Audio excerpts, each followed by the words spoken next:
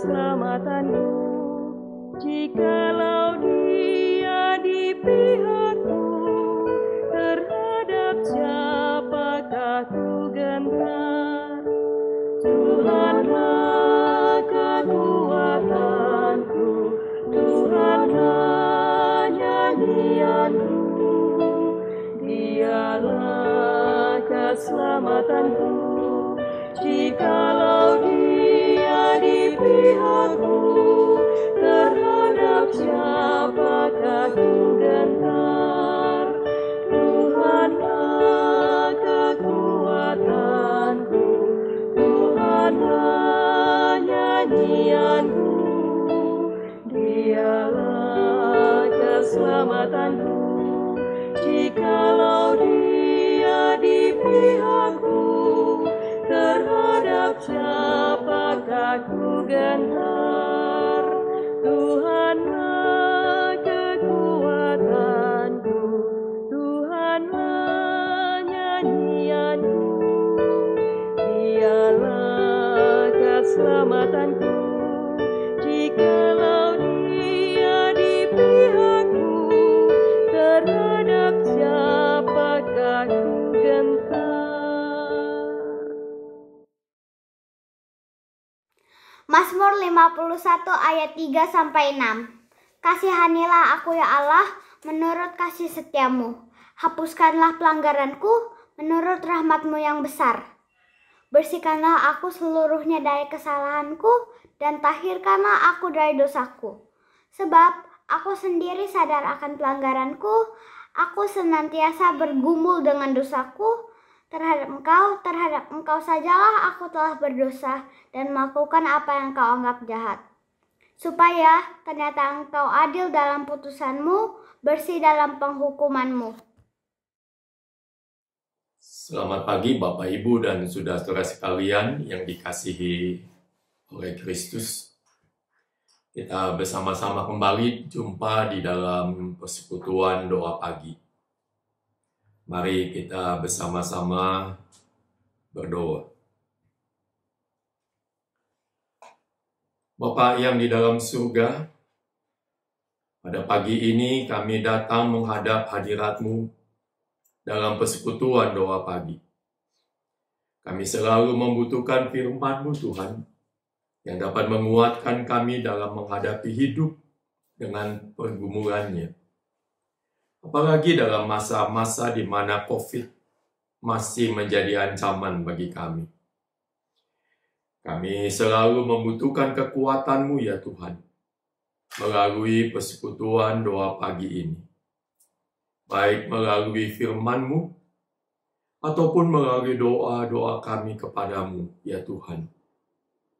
Bersama-Mu Tuhan kami boleh mendapat kekuatan dalam menjalani hidup ini, dan melaksanakan protokol kesehatan dengan baik.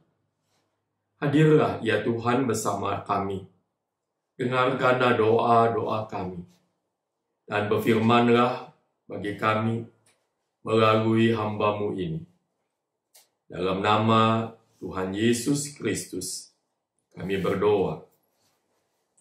Amin. Bapak Ibu sekalian yang dikasihi oleh Kristus, kita bersama-sama akan membaca 1 Korintus pasalnya yang ke-11, ayatnya yang ke-27 sampai ayat yang ke-34. Demikian bunyinya. 1 Korintus pasal 11, ayat yang ke-27 sampai 34. Jadi barang siapa dengan cara yang tidak layak makan roti dan minum cawan Tuhan, ia berdosa terhadap tubuh dan darah Tuhan. Karena itu hendaklah tiap-tiap orang menguji dirinya sendiri, baru sesudah itu ia makan roti dan minum dari cawan itu. Karena barang siapa makan dan minum tanpa mengakui tubuh Tuhan, ia mendatangkan hukuman atas dirinya.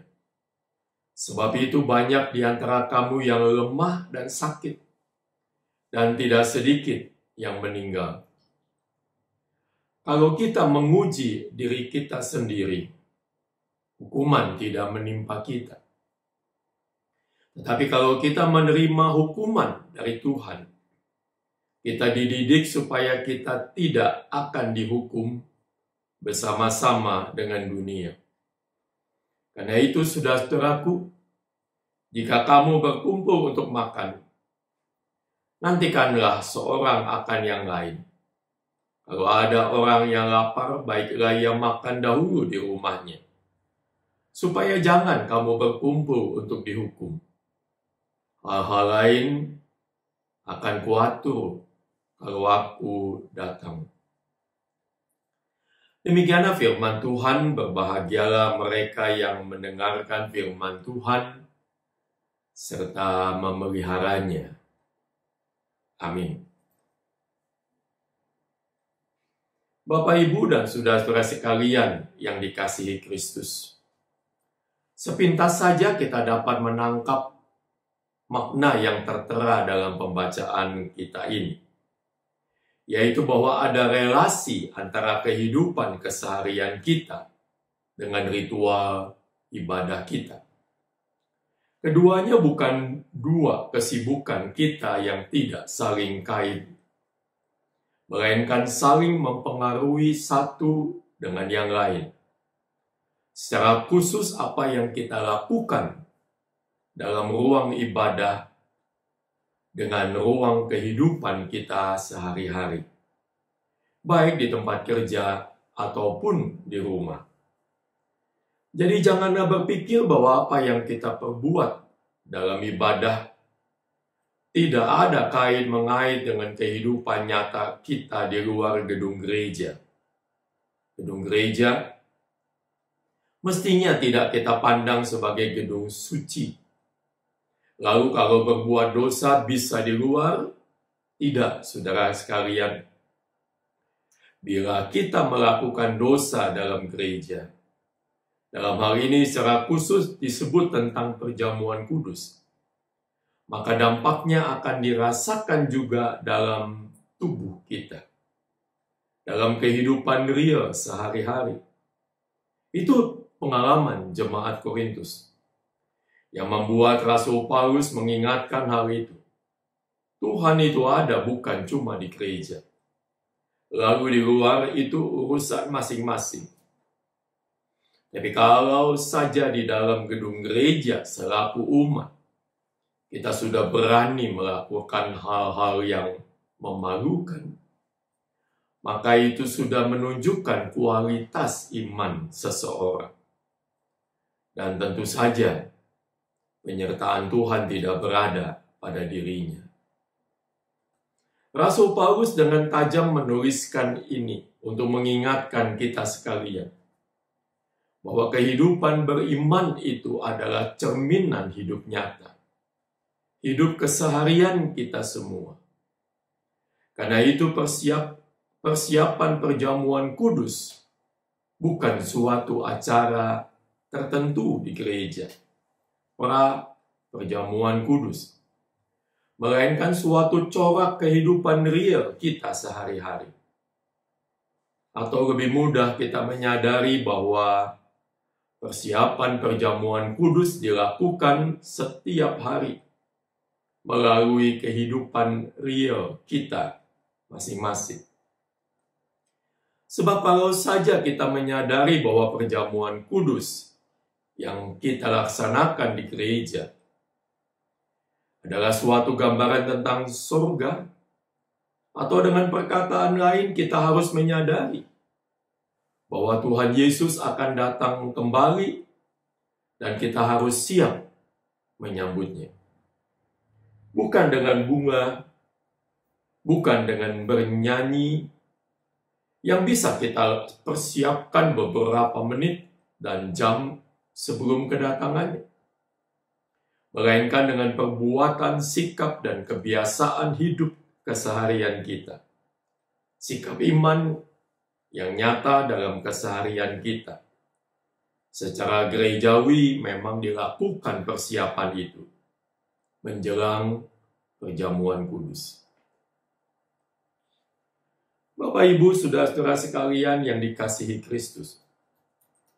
Salah satu bagian penting dalam perjamuan kudus adalah soal saling berbagi. Satu roti dibagi buat sekian banyak anggota jemaat. Itu praktisnya perjamuan kudus.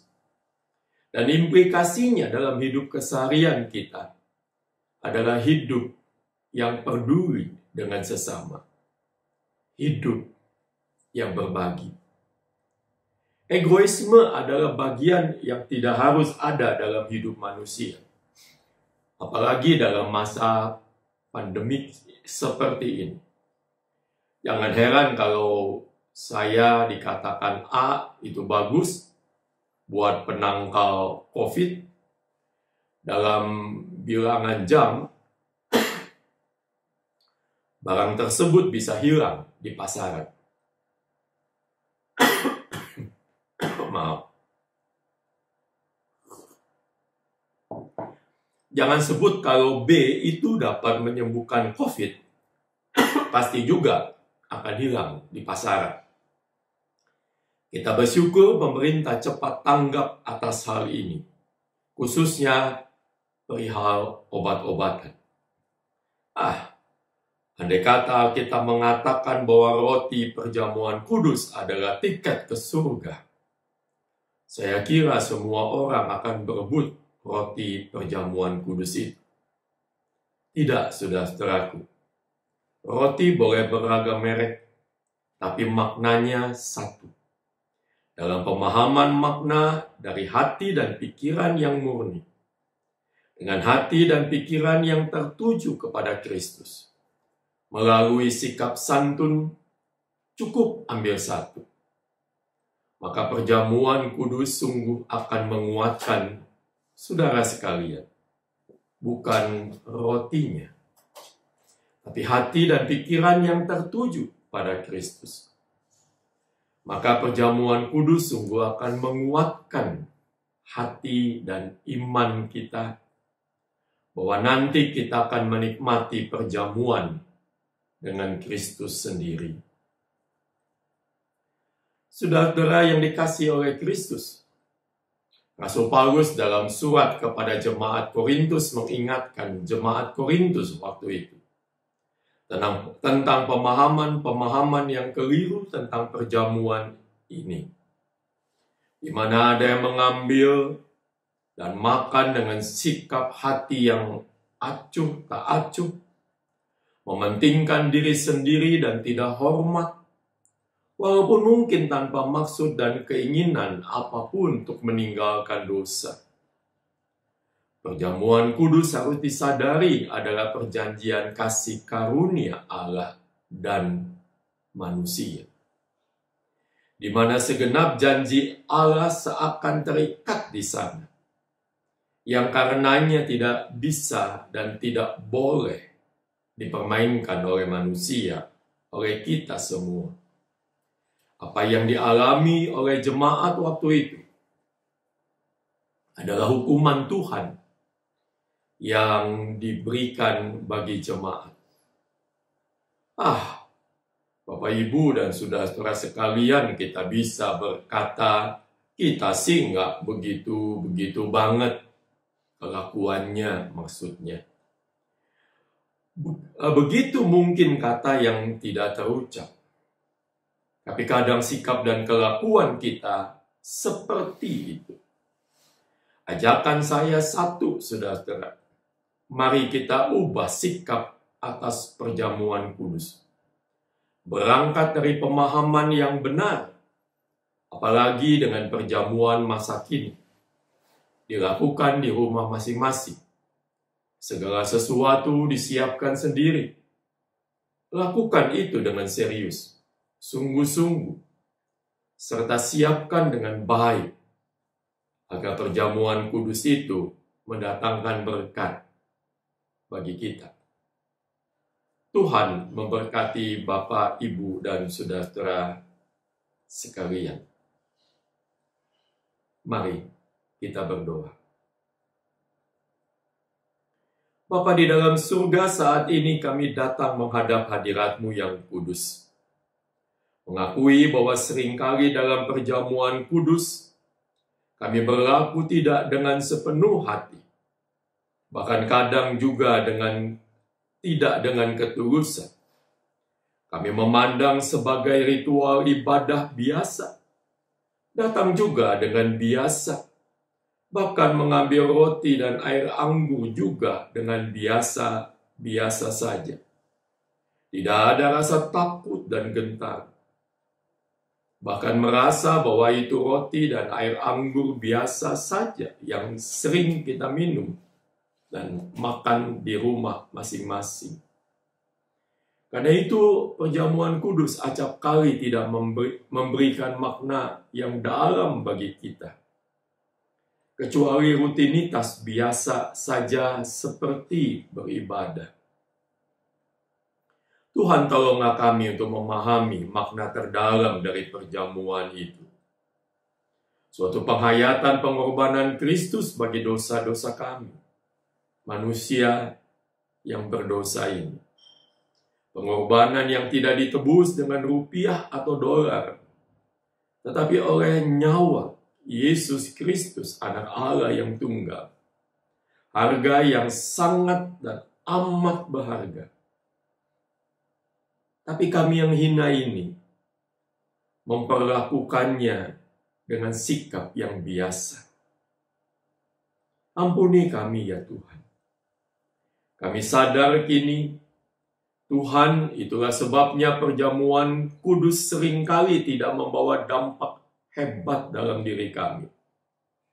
Tuhan tolong kami, agar kami menghayati di belakang ini ada makna yang amat besar, mulia, dan tidak terbandingi oleh apapun. Allah yang menjadi manusia dan mau mati bagi manusia. Oh Tuhan, ampuni kami. Tuhan, kadang doa kami adalah sekedar memohon sesuatu padamu, tanpa kami menggumuli apa yang sesungguhnya kami mesti lakukan bagimu. Karena itu ya Tuhan, tolong kami agar dalam perjamuan kudus mendatang, kami melakukan dengan segala kesungguhan hati.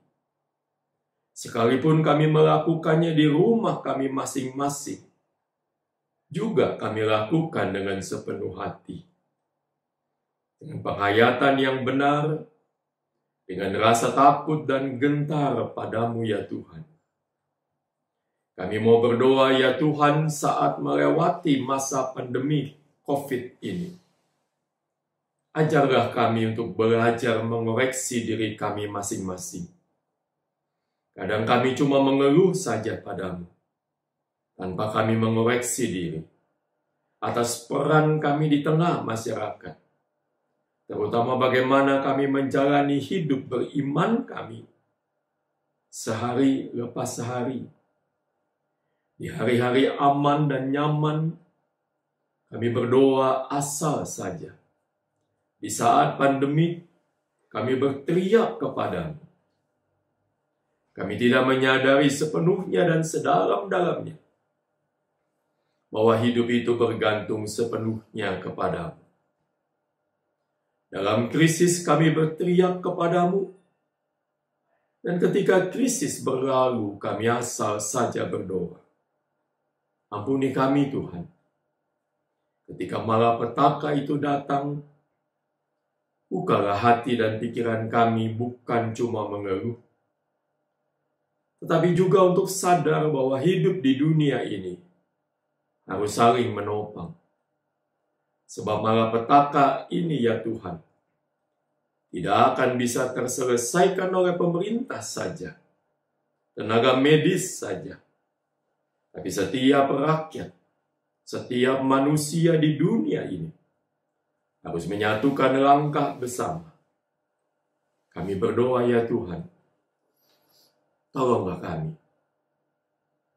Mereka yang terkapar oleh COVID, para dokter dan tenaga medis, dan non-medis yang terlibat secara langsung, pemerintah, dan semua pihak, untuk dapat menyatukan langkah bersama di dalam mengatasi pandemi ini. Kami berdoa karena kami tahu Engkaulah Tuhan yang mampu menolong kami, umat manusia ini. Karena itu dengarkanlah doa kami ya Tuhan.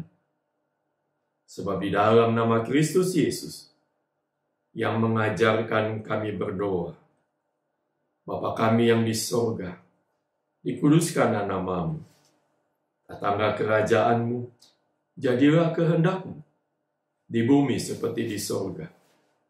Berikanlah kami pada hari ini makanan kami yang secukupnya, dan ampunilah kesalahan kami, seperti kami juga mengampuni orang yang bersalah pada kami. Dan janganlah membawa kami ke dalam pencobaan, tetapi lepaskanlah kami dari yang jahat. Karena Engkaulah yang mempunyai kerajaan, kuasa, dan kemuliaan sampai selama-lamanya. Amin. Selamat pagi Bapak, Ibu, dan saudara-saudara sekalian. Tuhan memberkati kita semua. Amin.